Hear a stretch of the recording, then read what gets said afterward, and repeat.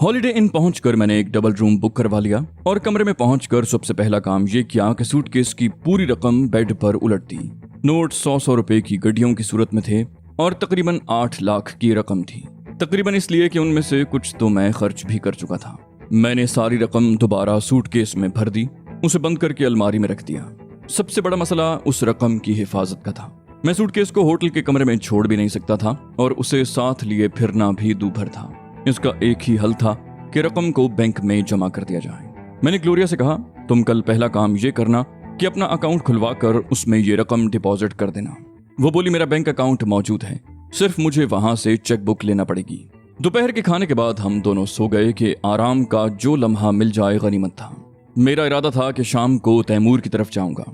हम लोग ऐसे सोए कि उठते उठते रात हो गई। मैंने फौरी तौर पर तैमूर की तरफ जाने का इरादा किया और ग्लोरिया से कहा कि तुम होटल में ही रुको। मैं इतनी बड़ी रकम होटल में छोड़ने का रिस्क नहीं ले सकता। तैमूर की हालत कदरे बेहतर थी। नाजिम ने बताया कि मैंने सुबह ही उन दोनों के लिए खून का बंदोबस्त कर दिया था। मैं उसी हॉस्पिटल की एक नर्स को ले आया था। वो बेचारी अभी कुछ देर पहले गई है क्योंकि ब्लड की स्पीड बहुत कम थी और इसमें तकरीबन 8 घंटे लग गए। अब तो सिर्फ रोज बैंडेज तब्दील करना होगी, जो कोई भी कर सकता है। मैंने वहां तकरीबन 1 घंटा गुजारा, फिर दूसरे दिन आने का वादा करके उठ गया। मैं होटल वापस पहुंचा तो तकरीबन 12 बज रहे थे, मगर ग्लोरिया मेरे इंतजार में जाग रही थी। हम दोनों दिन भर सोए थे, इसलिए नींद किसी को भी नहीं आ रही थी। ग्लोरिया ने कहा, कामरान, क्या तुम्हें कांता याद नहीं आती? मैंने कहा, मुझे तो याद आती है या नहीं, मगर तुम्हें वो क्यों याद आई? वो खोए खोए से लहजे में बोली, वो इंतहाई मोहब्बत करने वाली लड़की है, खूबसूरत भी है और दौलतमंद भी। मैंने मसनूई झुंझलाहट का मुजाहिरा किया। कहा, तो मैं क्या करूं, वरना कांता तो मुझे हर वक्त याद आती थी। ग्लोरिया ने कहा, इतनी बेदर्दी से उसका तस्करा मत करो। वो तुमसे टूट कर मोहब्बत करती है।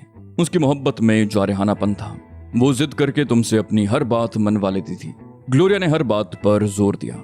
मैंने कहा, जारहानापन तो तुम में भी है, तुम भी अपनी हर बात मनवा लेती हो। क्या तुम मुझसे मोहब्बत नहीं करती? ग्लोरिया अजीब से लहजे में बोली, तुम अपनी बात करो।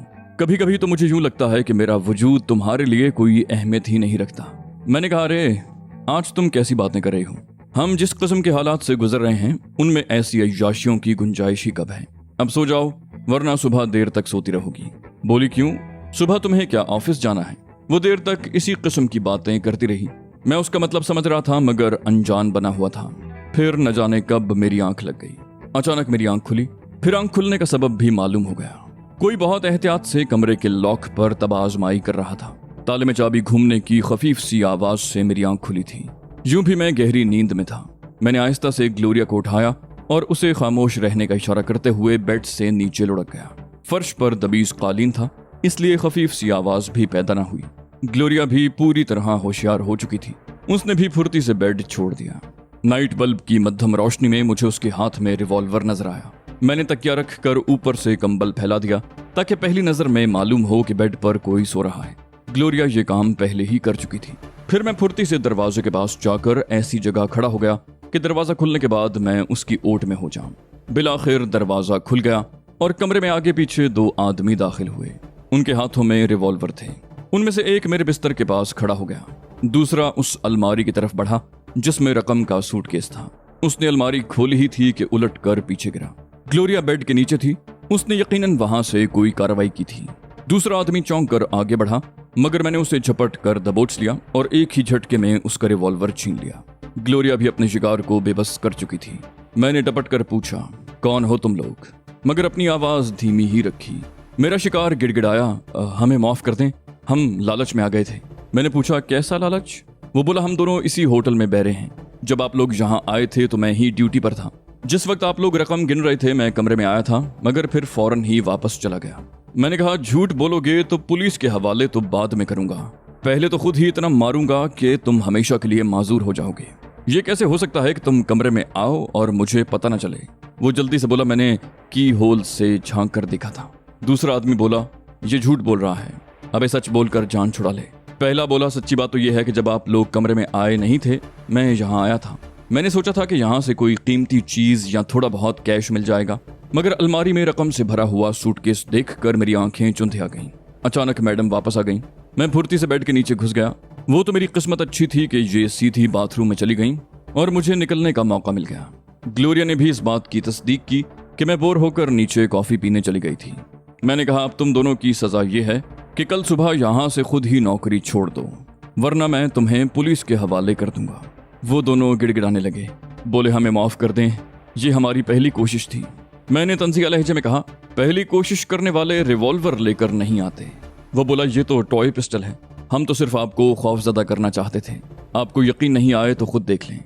वो वाकई टॉय पिस्टल्स थे। मैंने उन्हें बुरा भला कहने के बाद वहां से दफा होने को कहा। सुबह ही सुबह कर्नल साहब का फोन आ गया। मैंने जल्दी जल्दी तैयारी की और कहा, मुझे फौरी तौर पर कर्नल ने बुलाया है, तुम आज ही बैंक में ये रकम जमा करा दो।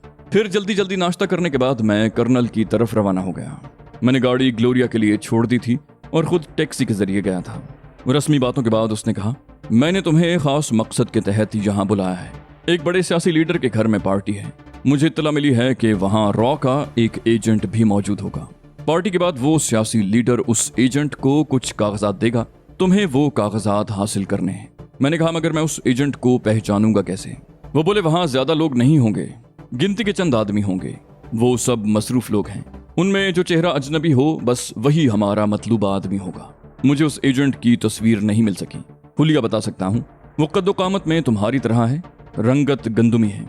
सबसे बड़ी पहचान ये है कि उसकी ठोड़ी पर कट का एक निशान है।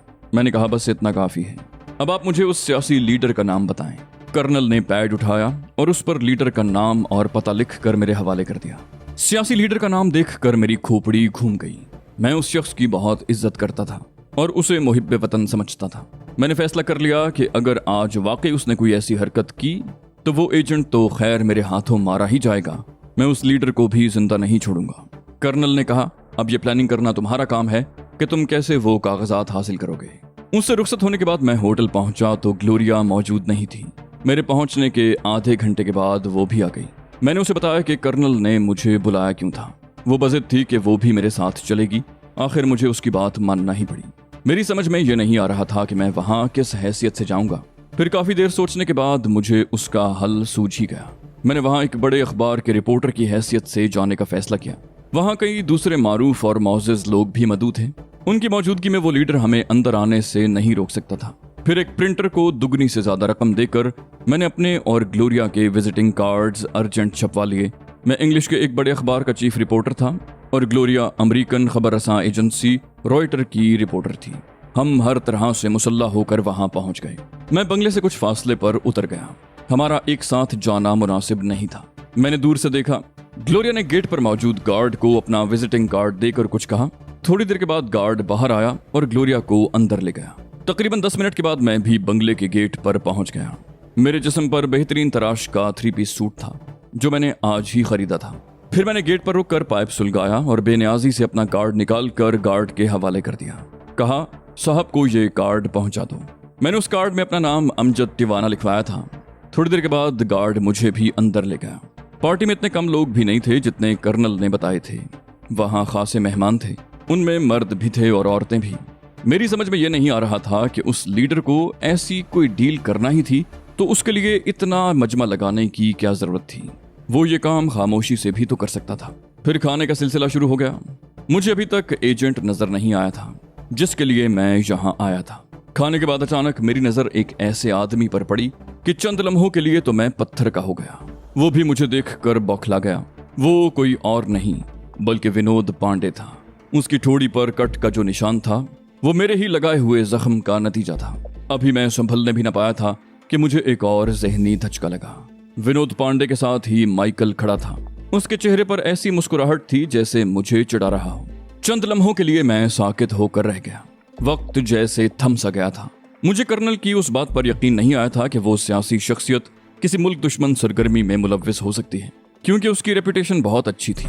मैं तो महज ये सोच कर आया था कि कर्नल को किसी किस्म की गलत फहमी हो गई है और मैं उसे दूर कर दूंगा। मैं जाती तौर पर उस सियासी शख्सियत का बहुत एहतराम करता था। वहां विनोद पांडे और माइकल को देखकर मुझे अपनी आंखों पर यकीन नहीं आया था।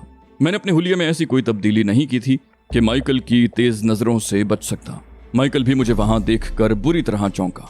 अलबत्ता विनोद पांडे मुझे नहीं पहचान सका था, या फिर वो मुझे पहले ही देख चुका था और अब मुझसे अनजान बनने की कोशिश कर रहा था। गुस्से की शदीद लहर ने मुझे अपनी लपेट में ले लिया। आखिर कर्नल को इतना ज्यादा सस्पेंस फैलाने की क्या जरूरत थी? अगर वो मुझे बता देता कि माइकल और विनोद पांडे से टकराव का इम्कान है तो मैं भरपूर तैयारी के साथ वहां पहुंचता। मेरी तरह माइकल भी फौरन ही संभल गया था।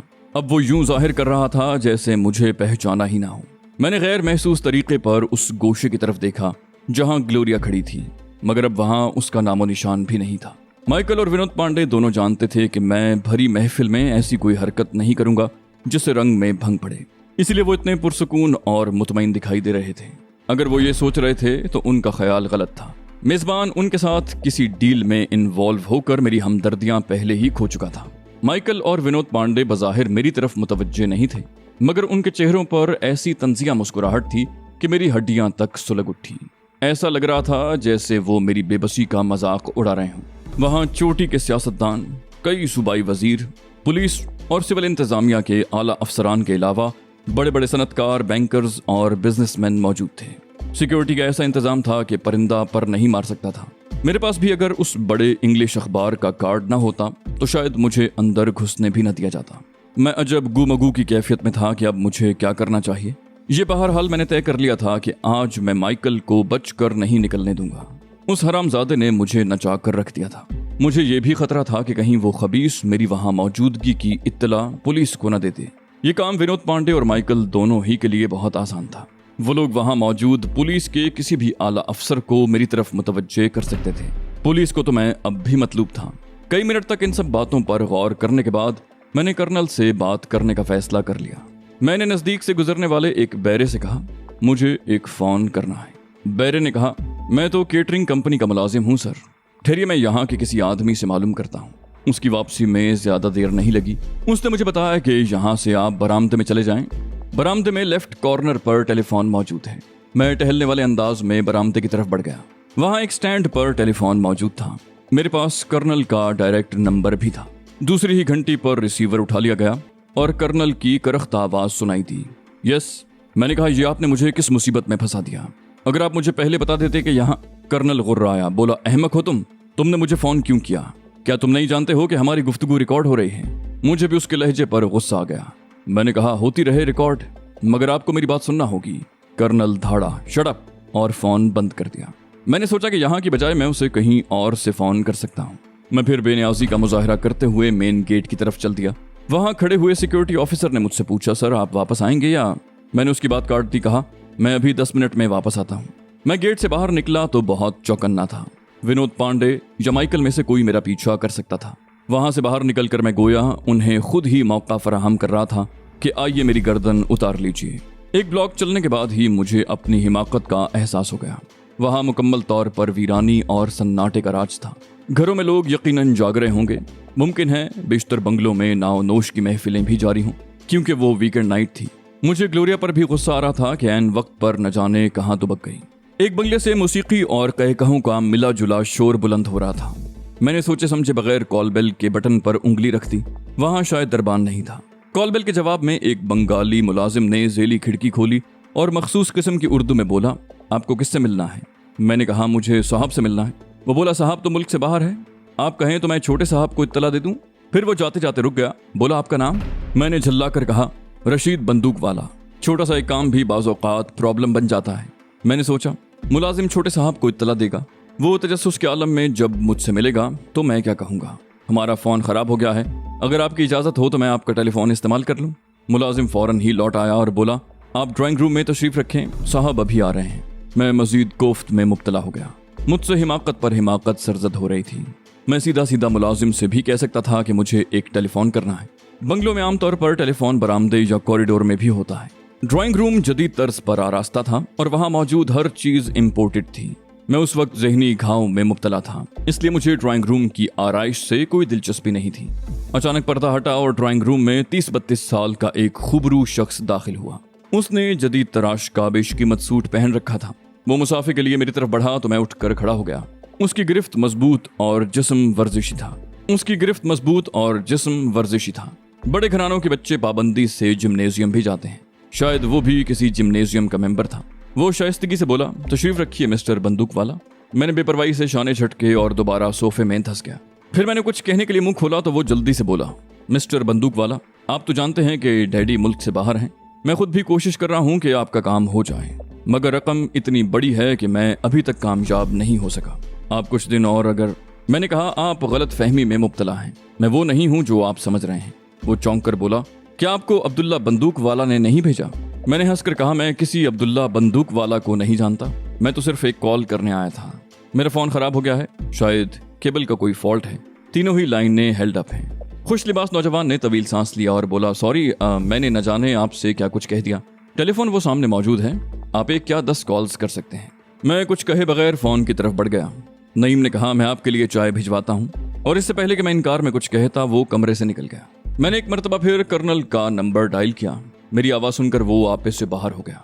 यू बास्टर्ड, मैंने तुम्हें मना किया था कि। मैंने कहा, बिहेव योरसेल्फ मिस्टर, मैं सिर्फ ये पूछना चाहता हूँ कि आपने मुझे अंधेरे में क्यों रखा। बोले, अहमक, मैं पहले भी कह चुका हूँ। मैंने तंज़िया अंदाज में उसका जुमला पूरा किया। यही कि हमारी गुफ्तगू रिकॉर्ड हो रही है, ऐसी कोई बात नहीं है। मैं इस वक्त कहीं और से फोन कर रहा हूँ। अब बोले, आपने ऐसा क्यों किया? कर्नल ने कहा, मुझे वाकई इल्म नहीं था कि वहां विनोद पांडे और माइकल मौजूद होगा। मैं तो उसे पहचानता भी नहीं। मैं बेख्तियार हंसने लगा। कहा, मैं अब तक दूसरों को कहानियां सुनाता आया हूँ, आप मुझी को कहानी सुना रहे हैं? क्या वाकई आप उन दोनों को नहीं पहचानते? मेरा लहजा तल्ख हो गया। फिर कहा, आपको तो बहुत नाज है अपनी मालूमात पर। कर्नल गुर्रा कर बोला, तुम कहना क्या चाहते हो? मैंने कहा, मैं सिर्फ ये कहना चाहता हूँ कि कोई भी काम बाहमी एतमाद से होता है। मैंने आपसे पहले भी कहा था कि मैं अपने तौर पर काम करने का आदी हूँ। आपने मुझे बेखबरी में यहाँ झोंक दिया, ये जानते बूझते कि इस पार्टी में सिविल इंतजामिया, पुलिस के आला अफसरान भी मौजूद होंगे। मैं तो माइकल और विनोद पांडे के खिलाफ कार्रवाई बाद में करूंगा। वो पहले ही पुलिस को वहां मेरी मौजूदगी से मुत्तला कर देंगे। आप भी दामन झाड़ कर एक तरफ हो जाएंगे कि इस दहशतगर्द से मेरा क्या ताल्लुक। मैंने तो सिर्फ इसका नाम सुना है। वो बोले, देखो कामरान, तुम गलत समझ रहे हो। मैंने सर्द लहजे में कहा, अब छोड़िए इस मौजू को। फिर फैसला कुन अंदाज में बोला, आज के बाद मेरी और आपकी राहें अलहदा होंगी। मैं आप लोगों के साथ काम नहीं कर सकता। कर्नल गुर्रा कर बोला, तुम होश में तो हो कामरान? जानते हो तुम्हारी ये सरकशी तुम्हें कितनी महंगी पड़ेगी? मैंने तंज़िया लहजे में कहा, जानता हूँ, मगर आप शायद भूल गए हैं कि मेरा नाम कामरान है और मैंने अब तक हर सौदा खसारे में किया है। जहां मेरे इतने दुश्मन हैं वहां एक और सही। फिर मैंने हंसकर कहा, हाँ, एक बात और सुन लें, अब मैं उस पार्टी में वापस नहीं जाऊंगा। कर्नल ने नरम लहजे में कहा, अच्छी तरह सोच लो कामरान, हुकूमत तुम्हें बार बार माफ नहीं करेगी। मैंने कहा, इससे भी कोई फर्क नहीं पड़ता। मैं जानता हूं कि हम जैसे लोग कभी भी तबई मौत नहीं मरते। मुझे मौत की परवाह भी नहीं है। हाँ, आपका कोई आदमी मेरे रास्ते में रुकावट बना तो मैं बिल्कुल लिहाज नहीं करूंगा। खुदा हाफिज। मैं सिलसिला मुनक़ता करने ही वाला था कि कर्नल जल्दी से बोला, तुम्हें अपनी उस गर्लफ्रेंड ग्लोरिया की फिक्र भी नहीं है? क्या उसे वहीं छोड़ जाओगे? मेरे आदमी उस पर नजर रखे हुए हैं। वो लोग मेरे एक इशारे पर ग्लोरिया को वहां से गायब कर सकते हैं, समझे? मैंने कहा, चलें ये भी कर देखें। ग्लोरिया कोई भेड़ का बच्चा नहीं है जो आपके आदमी उसे उठा कर ले जाएं। अगर उनमें से कोई मर गया तो उसकी जिम्मेदारी आप पर होगी। ग्लोरिया देखने में जितनी नाजुक अंदाम है, हकीकत में उतनी है नहीं। Okay bye. मैंने रिसीवर क्रेडल पर पटक दिया और तेज कदमों से दरवाजे की तरफ बढ़ा तो नईम को देख कर चौंक उठा। वो दरवाजे के नजदीक ही खड़ा था और यूं हैरत से मुझे घूर रहा था जैसे मेरे सर पर सींग उगाए हों। फिर वो सरसराती हुई आवाज में बोला, आप कामरान हैं? वही कामरान जिसने कई मुमालिक में तहलके मचा रखे हैं। मैंने कहा, अब आपने मेरी बातें सुन ही ली हैं तो मैं तरदीद नहीं करूंगा। वो बोला, डैडी आपकी बहुत तारीफें करते हैं, वो आपसे मिलना भी चाहते थे। मैंने उन्हें समझाया कि जो शख्स न सिर्फ अपने मुल्क की पुलिस बल्कि गैर मुल्क की खुफिया एजेंसीज के हत्थे न चढ़ा हो वो आपको कहाँ मिलेगा। मैंने पूछा, आपके डैडी कब आ रहे हैं? नईम ने कहा, वो शायद कल शाम तक लौट आए। मैंने कहा, ठीक है, मैं आपके डैडी से भी मिल लूंगा। आप मुझे अपना फोन नंबर दे दें, मैं आने से पहले फोन कर लूंगा। नईम ने जेब से खूबसूरत और कीमती विजिटिंग कार्ड निकाल कर मेरी तरफ बढ़ा दिया। मैंने उसका कार्ड जेब में रखा और उससे हाथ मिलाकर रुखसत हो गया। मुझे ग्लोरिया की फिक्र थी, वो न जाने कहाँ थी और क्या कर रही थी। वाकई वो कर्नल के आदमियों की नजर में थी या उसने मुझसे ब्लफ किया था? अगर वाकई ऐसा होता तो उसके आदमी ग्लोरिया की बजाय मेरी निगरानी करते। कर्नल को जब यही मालूम नहीं था कि फोन कहाँ से कर रहा हूँ तो वो ग्लोरिया की निगरानी कैसे करवा सकता था? मैं दोबारा गेट पर पहुंचा तो सिक्योरिटी अफसर ने मुझे पहचान लिया और अदब से एक तरफ हट गया। मैं उसके पास रुक गया और बोला, क्या अभी यहाँ से कोई गैर मुल्की खातून तो नहीं गई? फिर मैंने उसे तफसील से ग्लोरिया का हुलिया बताया। उसने नफी में गर्दन हिला दी। बोला, नहीं साहब, मैंने उन खातून को यहाँ आते हुए देखा था मगर जाते हुए नहीं देखा, वो अभी अंदर ही होंगी। मैंने उसका शुक्रिया अदा किया, थैंक यू, और आगे बढ़ गया। पार्टी उरूज पर थी। खाना शुरू हो चुका था और बावर्दी बैरे तेजी से इधर से उधर चक्कर लगा रहे थे। खाने की इश्तिहा अंगेज महक से मेरी भूख चमक उठी। मैंने सोचा पहले खाना खा लूं फिर कुछ करूंगा। ग्लोरिया उस वक्त भी गायब थी। विनोद पांडे और माइकल अलबत्ता वहां मौजूद थे और एक दूसरे से काफी फासले पर खड़े हुए खाना खा रहे थे। मैंने भी एक प्लेट में खाना निकाला और टहलता हुआ मेजबान के नजदीक पहुंच गया। मेरे सलाम का जवाब उसने सरसरी अंदाज में दिया तो मैंने अचानक आहिस्ता से कहा, अहमद अली साहब, मेरा ताल्लुक अखबार से है। क्या मैं पूछ सकता हूं कि यहाँ रॉ और CIA के एजेंट क्या कर रहे हैं? अहमद अली के हाथ से प्लेट गिरते गिरते बची।